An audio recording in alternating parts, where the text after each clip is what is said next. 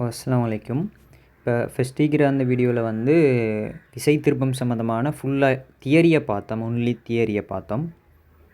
அதே மாதிரி இப்போ வந்து சமாந்தர விசைகள் அப்படின்ற மாதிரி ஒரு சாப்டரை பார்க்க போகிறோம். ஏன்னா ரெண்டாவது நம்ம சொன்னது சமாந்தர விசைகள்ன்றது என்ன, ரெண்டாவது நம்ம சொன்னது சமாந்தர விசைகள்.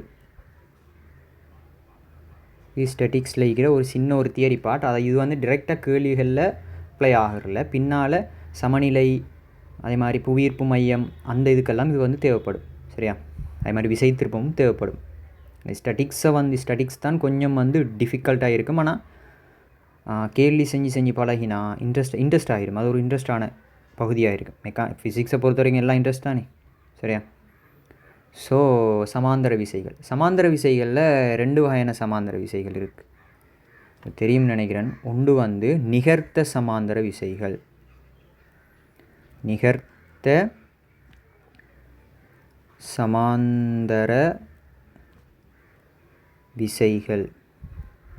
சமாந்தர விசைகள். ரெண்டாவது என்ன, நிகர்த்தா சமாந்தர விசைகள். நிகர்த்தா சமாந்தர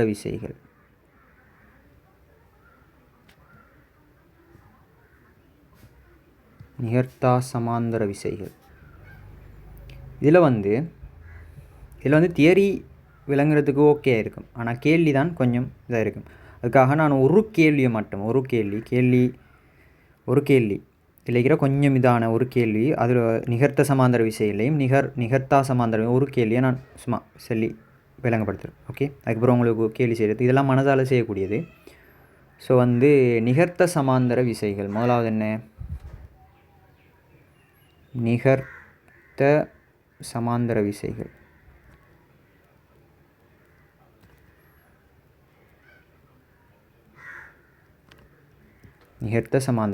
அது என்ன நிகர்த்த சமாந்தர விசைகள்ண்டா? நிகர்த்த சமாந்தர விசைகள் அப்படி என்று சொன்னால், சாரி கொஞ்சம் இதாயிட்டு. ஓகே, நிகர்த்த சமாந்தர விசைகள் அப்படி என்னென்னு பார்ப்போம். இது கொஞ்சம்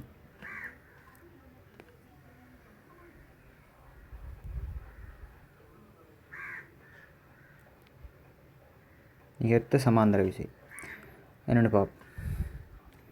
இப்போ ஒரு இதோண்டு இருக்குது.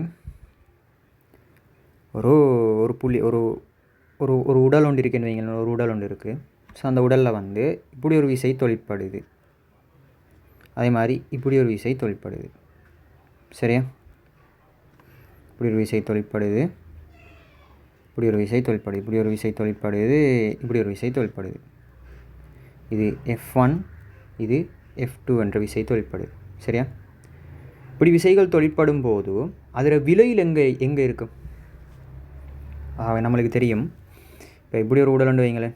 ஸோ இப்படி ஒரு விசை இரண்டும் சமாந்தர விசை தானே.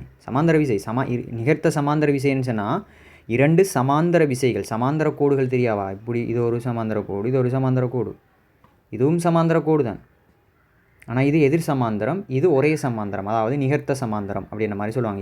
இது வந்து எதிர் சமாந்தர கோடு தானே. சமாந்தர கோடுன்னு சொன்னால் இப்படி தம்போம், இப்படி போய் இப்படி போனால் சமாந்தர விசையா? இப்படி ஒரு விசைன்னு போகுது, அது சமாந்தர விசையா? அது சமாந்தர விசை இல்லை. இது சமாந்தர விசை இல்லை. சரியா? சமாந்தர விசைண்டா ஒன்று மோதாமல் போகணும். அதனால் இதை பாடமாக்கிட்டிப்பாங்க நிறைய பேர். சமாந்தர விசைகளாண்டா என்ன, நிகர்த்த சமாந்தர விசைண்டா என்னன்னு தியரியை கட்டுக்கட்டாக பாடமாக்கிட்டிருப்பாங்க. அது பாடமாக்குறது ஃபிசிக்ஸுக்கு வரவே வராது. சரியோ? அதில் இப்போ இந்த நிகர்த்த சமாந்தர விசைகள் அப்படின்றா என்ன அப்படின்னு சொன்னால், நிகர்த்த சமாந்தர விசைண்டா இரண்டும் சமாந்தர விசைகள் தானே. ஸோ இரண்டு சமாந்தர விசைகளும் ஒரே திசையில் ஒரே போக்கில் இருந்தால் அது என்ன, நிகர்த்த சமாந்தர விசைகள். இது ரெண்டும் ஒரே திசையிலான இருக்குது, அதாவது ஒரே போக்கில் தானே இருக்குது, மேல் நோக்கிய போக்கு தானே, ஒரே திசையில் இருக்குது. சரியா? ஓகே, இப்போ இந்த ரெண்டு சமாந்தர விசைகளுடைய விளையில் இருக்கும். உதாரணத்துக்கு நான் ஏற்கனவே சொன்ன மாதிரி ஒரு உடல் ஒன்று இருக்குதுன்னு சொன்னால் இப்படி ஒரு விசை தொழிற்படுதுண்டா F1, F2. இதில் விளையில் எங்கே இருக்கும்? இதில் விலையில் உதாரணத்துக்கு இந்த F1 நான் F2 நான் 10 நியூட்டன் எடுக்கிறேன், F1 நான் 5 நியூட்டன் எடுக்கிறேன். விலையில் சமன் என்ன? 10 + 5. ஸோ ஆர் சமன் என்ன? இங்கால திசையை நான் எல்லாம். ஸோ ஆர் சமன் என்ன? அதாவது விலையுள் விசை சமன் என்ன? 15 நியூட்டன் எங்கே அழைக்க போகுது? இந்த திசையெல்லாம் நீக்க போகுது. ஸோ இந்த 15 நியூட்டனும் இந்த புள்ளிகளுக்கு இடையிலான தொழிற்படும் வேறு எங்கேயும் போமா? வேறு எங்கேயாவது லொஜிக்கலாக யோசிச்சு பாருங்க. வேறு இந்த 10 நியூட்டனுக்கு பின்னாலேயோ இல்லாட்டி அந்த 5 நியூட்டனுக்கு பின்னாலேயோ போய் தொழிற்படுமா இந்த இதில் விலையுள்? இல்லை, அதுக்கு இடையிலான தொழிற்படும். லொஜிக்கலாக யோசிக்கக்கூடிய விஷயம் இது. அதுக்கு இடையிலான தொழிற்படும் இந்த 15 நியூட்டனும். அதே மாதிரித்தான் இதெல்லாம் பேசிக்கான விஷயம். அதே மாதிரித்தான் இந்த 2 விசைகளின் விலையில் ஏதோ ஒரு பக்கத்தில் தொழிற்படுது. நான் இந்த பக்கம் என்றனே, இந்த பக்கத்தில் தொழிற்படுது, இந்த பக்கத்தில் தொழிற்படும். ஏன்னா இதுக்கு இடையிலான தொழிற்படும். இப்போ என்னென்னு சொன்னால், இந்த புள்ளியை நான் எடுக்கிறேன், இந்த புள்ளியை ஓ ஒன்று எடுக்கிறேன். இந்த ஓ பற்றி இந்த விலையில் இந்த 2 விசைகளினுடைய விலையுள் விசை இருக்கா இல்லையா, அந்த விலையுள் பற்றி, அந்த விலையுள் விசை பற்றி நான் விலையுள் திருப்பம் எடுத்தேன்டா. நல்லா நோட் பண்ணணும். விலையுள் திருப்பம் எடுத்தன் அப்படி என்று சொன்னால் அந்த திருப்பம் 0 இருக்கும். சரியா? ஏன் 0 இருக்குது? நல்லா யோசிச்சு பாருங்கள். இந்த F1 இதில் இந்த F2 திசை என்ன? இங்கால திசை இடஞ்சுழி திசை. F1 வலஞ்சுழி திசை. ஸோ இவரும் போய் மோதிர மாறிக்கிறாங்களே இல்லையா, இவர் இங்கால இவர் இங்கால. ஸோ அங்கே என்ன செஞ்சிடும்? களிப்பட்டு பெய்த்திரும். விசை வந்து அதாவது 2 விசைகளும் சமனாயிருமாங்க. இந்த 2 விசையும் வந்து இந்த ஓ பற்றி விலையில் திருப்பம் 2 விலையில் திருப்பமும் அதாவது 2 விலையில் திருப்பமும் சமனாக இருக்கும். சமனாக இருக்கிறதால அது களிப்பட்டு என்ன செஞ்சிடும்? போச்சா விலையில் திருப்பம் என்ன வரும்போது 0 வரும். விலையில் திருப்பம் என்றது என்ன? இந்த திருப்பத்தாலையும், அதாவது F1, அதாவது உதாரணத்துக்கு நான் சொல்கிறேன், இந்த தூரத்தை நான் வந்து x1 எடுக்கிறேன், இந்த தூரத்தை நான் வந்து x2 எடுக்கிறேன். சரியா? x1 x2. இப்போ இந்த F1 × x2 F2 × x2 இது வந்து இதில் திருப்பம் F1 இங்கால பக்கம் வந்து F1 × x1 திருப்பம், இங்கால F2 × x2 திருப்பம். விளங்குதா? F1 × x1 திருப்பம். அது எங்கால திசை? வலஞ்சுழி திசை. ஸோ அடுத்தது வந்து என்ன? F2 × x2 எங்கால திசை? இடஞ்சுழியான திசை. இது என்ன? விலையில் திருப்பம். இதுதான் இது கூட்டுத்தொகை. விலையில் திருப்பல கூட்டுத்தொகை. இப்படி போடலாம். சரியா? நீங்கள் இப்படி என்ன போட்டாலும் சரிதான், இப்படி என்ன போட்டாலும் சரிதான், 2 போட்டாலும் சரிதான். ஸோ அது கூட்டுத்தொகை தான். இது வந்து கூட்டுத்தொகை. வேறு மாதிரி யோசிக்க தேவையில்லை. சரி, அதை போடலைண்ணா, போடலை. சரி, இப்படியே போடுறேன். ஸோ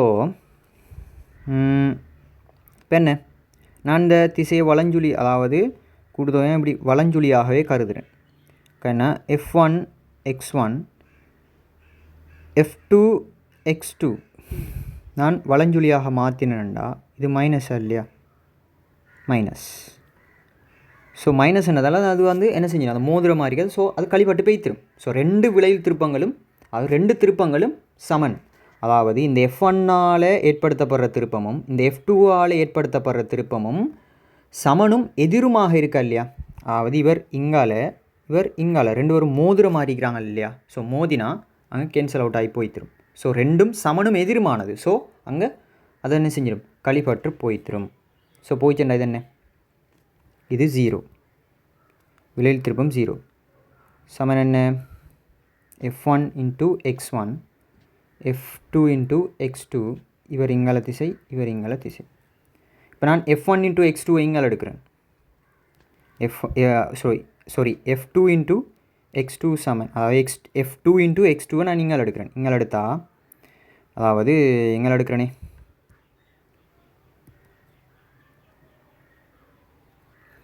இங்கால எடுத்தா இங்கால இருக்கிறது என்ன? F1 × x1. இப்போ 2ம் சமனா இல்லையா? மைக்கின் 2 சமன். அதனால அது 0 விளங்குதா? ஸோ இந்த F1 நான் இங்கே எடுக்கிறேன். F2 இன்குள் F1 சமன் இந்த X2 நான் இங்கே எடுக்கிறேன். ஸோ X1 இன்குள் X2 இங்கே F1 பெருக்கப்படுது, இங்கே வந்து பிரிபாடும், இங்கே X2 பெருக்கப்படுது, அங்கே போய் பிரிபாடும், X1ஓட பிரிபாடும். இப்போ பிரிபாட்டா தானே அதில் தொடர்பாக இருக்குது. விளங்குதா? அதாவது என்ன அப்படின்னு சொன்னால் F1 அதாவது F2 அதாவது இதில் விகிதங்கள் இப்போ 2 ஒன்றுண்டா 1 2 இருக்குது. விளங்குதா? அதாவது அந்த தூரத்துக்கும் விசை அந்த தூரங்களுக்கும் விசைகளுக்கும் இடைப்பட்ட விகிதங்கள் தான் இது. சரியா? விகிதங்கள் தான் இது. தூரத்துக்கும் அந்த விசைகளுக்கும் இடைப்பட்ட விகிதம் தான். இப்போ விசைகள் வந்து 1/2 அதாவது விசைகளில் விகிதம் 1/2ன்னு சொன்னால் தூரத்தில் விகிதம் 2/1 இருக்கும். விசைகளில் விகிதம் 2/1 தூரத்தில் விகிதம் 1/2 இருக்கும். அதில் எதிர்மறையாக இருக்கும். அதாவது விசைகளில் எதிர்மறையாக இருக்கும், கிட்டத்தட்ட எதிர்மறையாக இருக்கும். இப்போ நான் இங்கே எடுத்தேன் F2 இன்குள் F1 சமன் X1 இன்குள் X2. இப்போ இந்த F2 என்றது பெரிய விசை. F2 என்றது என்ன? பெரிய விசை. F2 என்றது என்ன? பெரிய விசை. அப்போ பெரிய விசைக்கு சார்பாக தூரம் எப்படி இருக்க போது? பெரிய விசைக்கு சார்பாக அதில் தூரம் எப்படி இருக்க போது? அதாவது பெரிய விசை என்றது அதில் தூரம் வந்து சின்னதாகி போகுது. அந்த விலையில் இருந்து சின்ன தூரமாக இருக்க போகுது. விளங்குதா? பெரிய விசை அதை என்ன பாயிண்ட்னாங்க, எப்பொழுதும் வந்து பெரிய விசைக்கு சார்பாகத்தான் விலையில் தொழிற்படும். ஏன் பெரிய விசைக்கு சார்பாக விலையில் தொழிற்படுற வாரம் சரியா? ஸோ பெரிய விசைக்கு சார்பாக தான் விலையில் தொழிற்படும். இப்போ F2 என்றது பெரிய விசை தானே. F2 என்றது பெரிய விசை. F1 என்றது என்ன? சின்ன விசை. சரியா? அதாவது நான் அதுக்கு ஒரு கேள்விக்கு வாரம். சரி, அது கேள்வியினூடாக வாரம். இது இருக்கட்டும். ஸோ கேள்வியினூடாக வாரம். சரியா? இப்போ இதான் இது விகிதம். ஸோ F2 இன்கில் F1 சமன் X1 இன்கில் X2 ஆக இருக்கும். அதாவது 2/1 அதாவது விசைகள் வந்து 2/1 என்ற விகிதத்தில் இருக்குன்னு சொன்னால் தூரங்கள் 1/2 என்ற விகிதத்தில் இருக்கும். 1/2 என்ற விகிதத்தில் இருக்கும். அதாவது F2 இன்கில் F1 X1 இன்கில் X2 இப்படியண்டா 1/2 2/1 விசைகள் வந்து 2/1 தூரம் 1/2 இருக்கும். இப்போ இது வந்து F2க்குரியது, இது வந்து F1க்குரியது. யார்? இவர். அப்படி தானே? இந்த F2ன்றது இந்த 2க்குரியது, இந்த F1ன்றது 1க்குரியது. எப்படி? நம்ம மேலே போய் பாருங்கள். F2 ஸோ 2, F1 1, இங்கே என்ன 2. இப்போ இதான் இதுக்குள்ளிக்கிற விஷயம். இதை வந்து ஒரு சிம்பிள் மெத்தடாக நான் இப்படி விளங்கி வச்சுக்கொண்டேன். இப்படி செஞ்சால் இது கொஞ்சம் லேஸ் ஆகிக்க மாதிரி உங்களுக்கு விளங்கும். இப்போ இது வந்து எல்லாருக்கும் விளங்கும், சின்ன பிள்ளைகளுக்கு விளங்குற மாதிரி தானே இதுவும். அதாவது என்னென்னு சொன்னால் இன்னொரு தடவை சொல்கிறேன். F2 இன்கில் F1 விளங்குதா? அது சமன் என்ன? X1 இங்கில் அதில் எதிர்மறையாக தான் இருக்கும். ஸோ X1 இன்கில் X2 இப்போ எப்படி கொண்டு வருது? X2 இன்கில் X1 அப்படின்ற விகிதம் கொண்டு வருது. அப்போ எப்படி என்ன? இல்லை நான் இப்படி சொல்கிறேனே, F1 இன்கில் F2 என்ற விகிதம் கொண்டு வருது. இங்கே F2 இன்கில் F1, இங்கே F1 இன்கில் F2 அப்படின்னு வந்தால் தூரத்திற விகிதம் எப்படி வரும்? X2 இன்கில் X1 என்று வரும். X2 இன்கில் X1 என்று வரும். அப்படி அந்த எதிர்மறையாக தான் வரும் என்ற தகவலையும் கொள்ளுங்கள். சரியா? எதிர்மறையாக தான் வரும். நான் சொல்லிட்டு முடிக்கிறேன். சரியா? இப்போ இதில் என்ன 2/1 அப்படின்னு சொன்னால் 1/2 இருக்கும் தானே. இப்போ இந்த 2 யாருக்கு சொந்தமானவர்? F2க்கு சொந்தமானவர். இந்த 1 யாருக்கு சொந்தமானவர்? F1க்கு சொந்தமானவர்.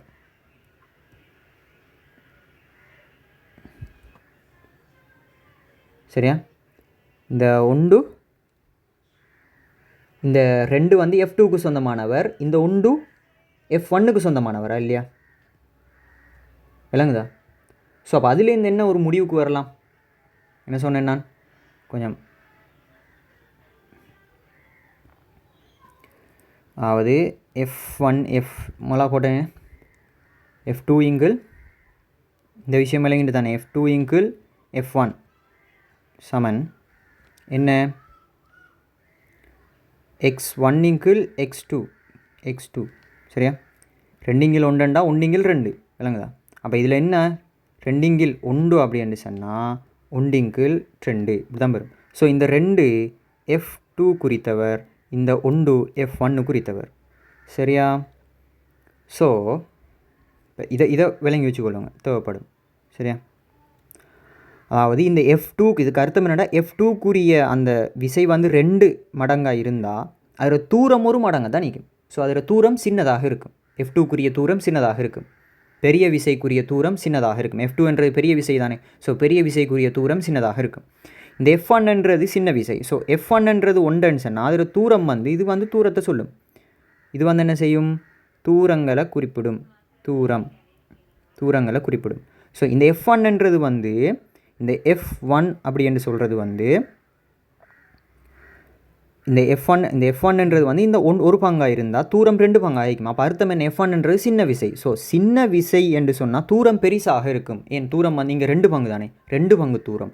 ஸோ 2 பங்கு தூரம் என்றதால் தூரம் எப்படி இருக்கும், பெரிதாக இருக்கும். இங்கே தூரம் ஒரு பங்குன்றதால தூரம் வந்து சின்னதாக இருக்கும். F2க்கு தூரம் சின்னதாக இருக்கும், F1க்கு தூரம் பெரிதாக இருக்கும். ஏன், பெரிய பங்கு தூரம் வந்து 2 பங்கு, இங்கே தூரம் ஒரு பங்கு. ஸோ அது படுதா? ஸோ அதான் படணும், கட்டாயம் படணும். அது விளங்கினா சரி, விளங்கிக்குமே நினைக்கிறேன். இந்த அளவுக்கு யாரும் சொல்லலை. ஸோ விளங்கிக்கு சரியா? இது நான் விளங்கி கொண்டு வச்ச ஒரு மெத்தட் உண்டு. ஸோ அதான் சொல்லிக்கேன், கட்டாயம் விளங்கிக்கும் உங்களுக்கு சரியா? இது வந்து இவருக்கு சொந்தமானவர், இவருக்கு சொந்தமானவர். இவர் தூரம், இவர் வந்து F2 என்றவர், F2 அதாவது 2 என்ற F2 ஆனது. ஸோ F2க்கு வந்து தூரம் எத்தனையாக இருக்க போகுது, அதாவது பெரிய விசைக்கு தூரம் 1ஆக இருக்கும், சின்ன விசைக்கு தூரம் பெரிதாக இருக்கும், 2 பங்கு பெரிதாக இருக்கும். F2 என்றவர் தூரம் வந்து ஒரு பங்கு, ஸோ சின்ன தூரம். F1 என்றவர் வந்து சின்ன விசை, ஸோ பெரிய தூரம், 2 பங்கு தூரம், பெரிய தூரம் அப்படின்ற மாதிரி வரும் சரியா? சரியா?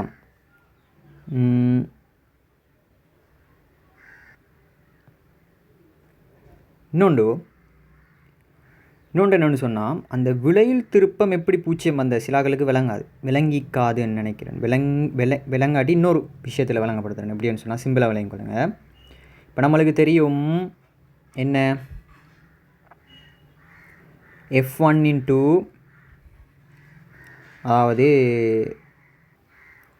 ஸோ நான் அதே மாதிரி ஒரு படத்தை இங்கே காப்பி பண்ணி எடுத்துக்கேன். ஓகே, இப்போ வந்து இது ரெண்டும் அந்த அந்த விலையில் திரும்ப இப்படி பூச்சியம் வந்தேன் அதானே. ஸோ இப்படி ஒரு இது வந்து இதில் F1ஆல் ஏற்படுத்தப்படுற திரும்ப இந்த அலைத்திசை, இது இங்கே அலைத்திசை. ஸோ ரெண்டும் சமன். இப்போ உங்களுக்கு விளங்கும் இந்த இது விஷயம் சொன்னதுக்கு பிறகு, இப்போ உங்களுக்கு விளங்கும் இந்த விஷயம் சொன்னதுக்கு பிறகு, இப்போ உங்களுக்கு விளங்கும் எப்படின்னு சொன்னால், இது வந்து என்ன, பெரிய விசை ஆனால் சின்ன தூரம், பெரிய விசை ஆனால் சின்ன தூரம். இது சின்ன விசை ஆனால் பெரிய தூரம், சின்ன விசை ஆனால் பெரிய. இப்போ நீங்கள் ஒரு விஷயம் ஒன்று கேட்குறீங்க, அது எனக்கு விளங்கு நீங்கள் கேட்பீங்க. ஃபஸ்ட்டுக்கு 2 விசையும் சமன்ண்டு சொன்னீங்க, 2 விசை திருப்பங்கள் தான் சமன்ண்டு சொன்னேன். விசை சமன்ண்டு சொன்னேன்னா விளங்குதா? இப்படி நீங்கள் யோசிக்கலாம். ஏனெண்டா 2 விசை திருப்பங்கள் தான், அதில் ஏற்படுத்தப்படுற விசை திருப்பங்கள் தான் சமன்ண்டு சொன்னேன். அதாவது F1ஆல் ஏற்படுத்தப்படுற திருப்பமும் F2ஆல் ஏற்படுத்தப்படுற திருப்பங்கள் தான் சமன்ண்டு சொன்னேன். திருப்பமெண்டா என்ன, விசை திருப்பமெண்டா என்ன, F தர D, இதுதான் சமன்ண்டு சொன்னேன். விசை சமன்ண்டு சொன்னேன்னா இல்லை, விசை டிஃப்ரெண்ட்டாக தொழிற்படலாம். இங்கே F1 F2, இது இங்கே பெரிய விசை, இங்கே சின்ன விசை தொழிற்படலாம். விசை திருப்பம் தான் சமனண்டு சொன்னனே தவிர விசை சமனண்டு சொன்னா விசை சமனண்டு சொல்லலை. அதே என் விசை திருப்பம் சமனாகுது அப்படி என்று கேட்டால், இப்போ இந்த விஷயம் சொல்லிட்டேன் உங்களுக்கு, இந்த விஷயத்த சொல்லிட்டேன். ஸோ இதுக்கு பிறகு உங்களுக்கு விளங்கும் எப்படின்னு சொன்னால், இங்கே பெரிய விசையா இல்லையா ஆனால் சின்ன தூரம், இங்கே சின்ன விசை ஆனால் பெரிய தூரம். அப்போ என்ன செஞ்சிடும், ஒன்றை சமப்படுத்திடுமா இல்லையா, ஒன்று சமப்படுத்திடுமா இல்லையா. உதாரணத்துக்கு இதை நான் 60 நியூட்டன் என்று எடுக்கிறேன் சரியா, இதை வந்து 20 நியூட்டன் என்று எடுக்கிறேன். ஸோ 60 நியூட்டன் 20 நியூட்டன் இதை ஏ என்று எடுக்கிறேன், இதை பி என்று எடுக்கிறேன். சரி, இப்போ இந்த ஏயிலிருந்து திருப்பம் அந்த தூரம் எவ்வளோன்னு கேட்குறாங்க. இப்போ இந்த தூரத்தை தாராங்க டோட்டலாக. ஸோ இந்த F1ன்றது என்ன, இப்போ இது வந்து 60 நியூட்டன், இது 40 நியூட்டன் தாராங்கன்னு வைங்களேன், 40 நியூட்டன் தாராங்க. இப்போ டோட்டல் இதில் டிஸ்டன்ஸ் எவ்வளோன்னு சொன்னால் 150 சென்டிமீட்டர்னு தாராங்க, 150 சென்டிமீட்டர்னு தாராங்க. ஓகே, இப்போ நல்லா பாருங்கள், இங்கே சின்ன விசை, இங்கே பெரிய விசை. ஆனால் பெரிய விசை சின்ன தூரம், சின்ன விசை பெரிய தூரம். விளங்குதா? அதால் ஏற்படுத்தப்படுற இதை ஒன்றை ஒன்று சமப்படுத்திடும். விளங்குதா? விசை இப்போ நல்லா விளங்கிக்கொள்ளணும், விசைகள் சமனென்று சொல்லலை நான் இங்கே. சரியா? விசை திருப்பங்கள் தான் சமனென்று சொன்னேன், விசை திருப்பங்கள் தான் சமனென்று சொன்னேன். விசைகள் வேறுபடலாம், விசை திருப்பங்கள் தான் அங்கே சமன். விளங்குதா? அது எப்படின்னு சொன்னால், அது ப்ரூஃப் பண்ண எப்படின்னு சொன்னால், இப்போ நான் என்ன சொன்னேன், பெரிய விசைன்னு சொன்னால் சின்ன தூரம் தான் நீக்கும், சின்ன தூரம் நீக்கா இருக்குன்னு, அதாவது சின்ன தூரம் தான் நீக்கும். அதாவது விளையுள்ள இருந்து சின்ன தூரத்தில் தான் பெரிய விசை இருக்கும். அதாவது பெரிய விசையிலிருந்து இதான் பெரிய விசை 60 நியூட்டன். ஸோ பெரிய விசையிலிருந்து சின்ன தூர கெப்பில் தான் அந்த ஆர் தொழிற்படும், அதாவது விளையுள் விசை தொழிற்படும் சொன்னா இல்லையா, தொழிற்படும். சரி, ஓகே.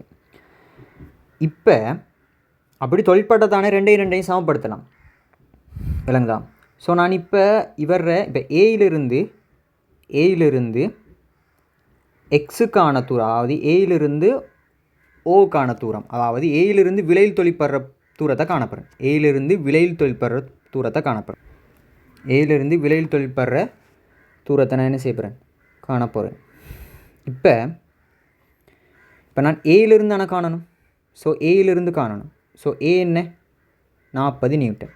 ஸோ F1 F2 சமன் என்ன, 40 நியூட்டன் 60 நியூட்டன். என்ன வரப்போகுது, என்ன 2 3, 2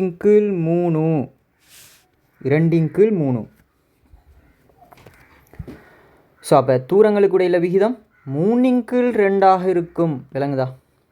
இப்போ இவர் என்ன, F1க்குரியவர், இவர் என்ன F2க்குரியவர், F1க்குரியவர் F2க்குரியவர்.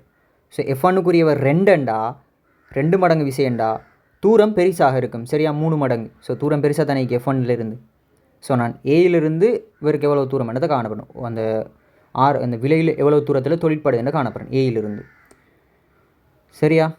அப்போ டோட்டலாக பார்த்தோம்னு சொன்னால் தூரம் எத்தனை பங்கு இவ்வளோ, அதாவது எப்படின்னு சொன்னால் ரெண்டுக்கு இப்போ விசைக்கும் தூரத்துக்கும் இடைப்பட்ட விகிதம் என்ன, 2/3 என்று சொன்னால் 3/2 இல்லையா? இது வந்து விசைகளுக்கு, இது வந்து தூரத்துக்கு. ஸோ தூரம் டோட்டல், அதாவது இவ்வளோ தூரம் என்ன, ஏயிலிருந்து பிக்கான டோட்டல் தூரம் என்ன தெரியா நம்மளுக்கு. டோட்டல் தூரம் தெரியும் 150 சென்டிமீட்டர். நான் தந்திக்கிறேன், தரவில் தந்திக்கிறாங்க 150 சென்டிமீட்டர். சரியா? டோட்டல் தூரம் 150 சென்டிமீட்டர். அப்போ அந்த 150 சென்டிமீட்டரும் எவ்வளோ பங்குக்கு சமனாயிக்கும். இப்போ இது எத்தனை பங்கு, இதானே தூரத்துக்குரிய பங்கு, தூரத்துக்குரிய பங்கு. இது என்ன விசைக்குரிய பங்கு இல்லையா, விசைக்குரிய பங்கு இல்லையா. இது தூரத்துக்குரிய பங்கு, இது விசைக்குரிய பங்கு. சரியா? பங்கு. அப்போ இங்கே வந்து தூரத்துக்குரிய பங்கு டோட்டல் எவ்வளவு, 5 பங்கு இல்லையா, 5 பங்கு சமன் என்ன 150 சென்டிமீட்டர். 5 பங்கு எவ்வளோ, இதானே தூரத்துக்குரிய பங்கு, தூரத்துக்குரிய பங்கு இதானே, தூரத்துக்குரிய பங்கு 3/2. அப்போ டோட்டல் எத்தனை, 5 பங்கு. ஸோ 5 பங்கும் எத்தனை சென்டிமீட்டருக்கு சமனாயிக்கும், டோட்டல் ஏயிலிருந்து பி எவ்வளோ தூரம் 150 சென்டிமீட்டர். அப்போ 5 பங்கும் 150 சென்டிமீட்டருக்கு சமனாயிருக்கும். அப்போ ஒரு பங்கு எவ்வளவு, 150/5 எவ்வளோ 30 சென்டிமீட்டர் ஆகிக்குமா இல்லையா, 30 சென்டிமீட்டர் ஆகிக்குமா இல்லையா, 30 3 15 30 சென்டிமீட்டர் ஆகிக்குமா இல்லையா, 30 சென்டிமீட்டர். அப்போ ஒரு பங்கு 30 சென்டிமீட்டர்ண்டா அங்கே கேட்குறது என்ன, ஏயிலிருந்து ஆறுக்கான அதாவது ஏ என்ற அந்த விசையிலிருந்து, ஏ என்ற அந்த F1லிருந்து, அதாவது F1லிருந்து 40 நியூட்டன்லேருந்து எவ்வளவு தூரத்தில் விலையில் தொழிற்படும், 2 விலையில் தொழிற்படும் என்றா அது அவ்வளவு எத்தனை அது அவ்வளோ எத்தனை பங்கு, அதாவது F1க்குரிய பங்கு எத்தனை, F1க்குரிய பங்கு 2 பங்கு. அப்போ ஒரு பங்கு 30 சென்டிமீட்டர், ஒரு பங்கு 30 சென்டிமீட்டர்ண்டா ஒரு பங்கு 30 சென்டிமீட்டர்ண்டா 2 பங்கு எத்தனை 30 தர 2 60 சென்டிமீட்டர் இல்லையா, 2 பங்கு எத்தனை 60 சென்டிமீட்டர். ஒரு பங்கு 30 சென்டிமீட்டர்ண்டா 2 பங்கு எத்தனை 60 சென்டிமீட்டராக இருக்கும். சரியா? சரியா? நான் வந்து F2ல இருந்து இதை கண்டுட்டேன். F2ல இருந்து தான் விலையில் வந்து 60 சென்டிமீட்டரில் தொழிற்படும், அதை கண்டுட்டேன். சரியா? F2ல இருந்தான விலையில் தொழிற்படுற தூரத்தை கண்டுட்டேன், அதான் 60 சென்டிமீட்டர். சரியா? ஆனால் இங்கே F1 எத்தனை 40 நியூட்டன். F1 2 தூரம் எவ்வளோ இருக்கணும் 3, அதாவது F1 சின்ன விசை, ஸோ தூரம் பெருசாகிக்கணும், ஸோ அதனால் 3 வருது. ஸோ 3 பங்காயிருக்கணும் F1, அதாவது 40 நியூட்டனில் இருந்து அந்த விலையில் வந்து 3 பங்கு தூரத்தில் தொழிற்படும். சரியா? ஸோ அப்போ ஒரு பங்குக்கு நான் என்னென்னு கண்டேன், ஒரு பங்குக்கு 30 சென்டிமீட்டர். அப்போ 3 பங்குக்கு எவ்வளவு 30 தர 3 90 சென்டிமீட்டராக இருக்கும். அப்போ எவ்வளவு 90. அப்போ ஏலிருந்து 90 சென்டிமீட்டர். அந்த X1 என்னையாக இருக்கும், என்னையாக இருக்கும் 90 சென்டிமீட்டராக இருக்கும். சரியா? இப்போ 90 சென்டிமீட்டராக இருக்கும். சரி, ஓகே. இப்போ X2க்கானது எவ்வளவு, நான் ஏற்கனவே கண்டுட்டேன். அது X2க்கானது ஏற்கனவே நான் கண்டுட்டேன். நான் எனக்கு தெரியும் ஒரு பங்கு 30 சென்டிமீட்டர், அது ஓகே. இப்போ X2க்கானது, இப்போ X2 என்ன, X2 F2க்குரிய விசை. ஸோ F2க்குரிய, அப்போ F2 என்ன, F2 வந்து 3 பங்கு விசை என்று சொன்னால், 3 பங்கு விசை என்று சொன்னால் அங்கே தூரம் 2 பங்காக இருக்கும். தூரம் எத்தனை 2 பங்காக இருக்கும். அப்போ தூரம் எத்தனை 2 பங்கு. ஒரு பங்கு 30 சென்டிமீட்டர்ண்டா 2 பங்கு எவ்வளோ இருக்க போகுது 30 தர 2 60 சென்டிமீட்டராக இருக்கும். அப்போ X2 எவ்வளவு 60 சென்டிமீட்டர். அப்போ இந்த X2 எவ்வளவு 60 சென்டிமீட்டர். இப்போ விலையில் திருப்பம் பூஜ்ஜியமாக வரும். எப்படின்னு சொன்னால் இங்கே பெரிய விசை விலையில் திருப்பம் பூஜ்ஜியமாக வரதை நான் காட்டுறேன், ப்ராக்டிக்கலாக காட்டுறேன். எப்படின்னு சொன்னால் இதென்ன X1 என்ன, இப்போ நம்மளுக்கு தெரியும் 40 தர 90. ஃபஸ்ட்டுக்கு வந்து விலையில் திருப்பம் என்ன எடுப்போம், அதாவது விலையில் திருப்பத்தை எடுப்போமே. சரி, அப்போ நம்மளுக்கு தெரியும் F1 இன்ட்டு X1 எந்த திசை, அது F1 இன்ட்டு X1 எந்த திசை, இதை வச்சு திசை மாட்டா வலஞ்சுழியான திசை, ப்ளஸ் F2 இன்ட்டு X2 இது எந்த திசை, F2 எங்கே திசை இடஞ்சுழியான திசை. இப்போ நம்மளுக்கு நல்லா தெரியும் F1 என்ன 40 நியூட்டன், தரவளவு 90 சென்டிமீட்டர், மீட்டருக்கெல்லாம் மாற்ற தேவையில்லை. அப்படி செஞ்சு உங்களுக்கு விளங்கப்படுத்துகிறேன், அது வந்து பூஜ்ஜியமாக தான் வருமண்டு. ஸோ அது இந்த திசை. ஸோ F2 என்ன 60 தரவளவு 60 நியூட்டன் தானே, 60 தரவளவு 60 தர 60 எங்கள திசை இடஞ்சுழியான திசை, இது வலஞ்சுழியான திசை. இப்போ 9 4 எத்தனை 36. அப்போ என்ன 9 4 36. ஸோ 3600. சரியா? 3600 எங்கள திசை இங்கள திசை, ப்ளஸ் 6 60 60 எத்தனை 3600 இங்கள திசை இது வந்து 3000, இந்த 3600 என்ன திசை இடஞ்சுழியானது, இது வலஞ்சுழியானது. இப்போ காவி தானே, இது வந்து காவி தானே, எது விசை திருப்பம் காவி தானே. ஸோ 3600 நான் என்ன செய்கிறேன், அங்காள திசைக்கு, எந்த திசைக்கு இடஞ்சுழியாகவே மாற்றுறேன். இடஞ்சுழி என்று கருதுறேன், இடஞ்சுழியை ப்ளஸ் என்று கருதுறேன், இடஞ்சுழியாகவே நான் அதை கருதுறேன். ஸோ இங்கால மாற்றினேன்னு சொன்னால் இந்த இடஞ்சுழி ஸோ இடஞ்சுழியே நான் கருதுறேன். ஸோ இங்கே வலஞ்சுழியாக இருக்கிறது, இவர் வலஞ்சுழியாக இருக்கிறார். ஸோ வலஞ்சுழியை நான் இடஞ்சுழியாக மாற்றுறேன். மாற்றினேன்டா குணகம், அதாவது திசை மாற்றப்படும் போது குணகம் என்ன செய்யும்? மாறும். குணகம் என்ன செய்யும்? மாறும். மைனஸ் ஆகும். இது விளங்குதா? மைனஸ் ஆகும். ஸோ மைனஸ் என்ன? 3600 நியூட்டன் மீட்டர்லேருந்து 3600லேருந்து 3600 கழிச்சதுனே 0 வருதா? 0 வருதா? இப்போ விளங்குதா? விளங்கணும். ப்ராக்டிக்கலாகவே காட்டிட்டேன். இப்போ என்ன அர்த்தம்? ரெண்டும் சமனாகணுமெண்டா கட்டாயம் பெரிய விசைக்கு சார்பாகத்தான், பெரிய விசைக்கு கிட்டத்தான் விளையுள் தொழிற்படணும். விளங்குதா? அப்போ தான் அந்த பெரிய விசை அந்த சின்ன தூரத்தை சமப்படுத்தும். இங்கே சின்ன விசை பெரிய தூரத்தை சமப்படுத்தும். விளங்குதா? அது ரெண்டாலையும் என்ன செய்யும் மனுஷனா? திருப்பங்கள் சமனாகும். அது ரெண்டாலையும் திருப்பங்கள் சமனாகும். ஓகேயா? விளங்கிட்டா? அதாவது இங்கே காவி கூட்டல் ஒரு சின்ன சிம்பிள் பேசிக் தியரி உண்டு. என்னென்னு சொன்னால், காவிகளில் திசை மாற்றப்படும் போது அதனுடைய குணகம் மாறும். திசை மாற்றப்படும் போது குணகம் மாறும். ஸோ இந்த 3600 எங்களை இருக்குது? இடஞ்சுழியாக இருக்குது. இந்த 3600 வலஞ்சுழியாக இருக்குது. ஸோ நான் வலஞ்சுழி என்றே கருதுறேன்னு சொன்னால் இந்த 3000 இது இடஞ்சுழியாக தானே. ஸோ இதை நான் வலஞ்சுழியாக மாற்றினேன் அப்படின்னா, இங்கெல்லாம் மாற்றினன் அப்படி என்று சொன்னால், இங்கெல்லாம் மாற்றினன் என்று சொன்னால், திசையை மாற்றப்பட்ட காவிகளில் விசை திருப்பம் என்றது காவிகள் தானே. ஸோ திசை மாற்றப்பட்டுச்சுன்னு சொன்னால், காவிகளினுடைய திசை மாற்றப்பட்டுச்சு அப்படி என்று சொன்னால் அதனுடைய குணகம் என்ன செய்யும்? மாறும். ஸோ ப்ளஸ்ஸாக இருந்தது மைனஸ் ஆகும். 3600லேருந்து 3600 கழிச்சா 0 ஆகிரும். விளங்குதா? இப்படி காட்டி விளங்குதா? விளங்கணும். இதான் நிகர்த்த சமாந்தர விசைகளில் விஷயம். நோண்டுருக்கி நிகர்த்தா சமாந்தர விசைகள் அதுவும் இதுவும் மாதிரி தான். ஆனால் ரெண்டும் வெவ்வேறு எதிர் திசைகளில் தொழிற்படும். அதாவது எதிர் சமாந்தரம் மாதிரி தொழிற்படும்.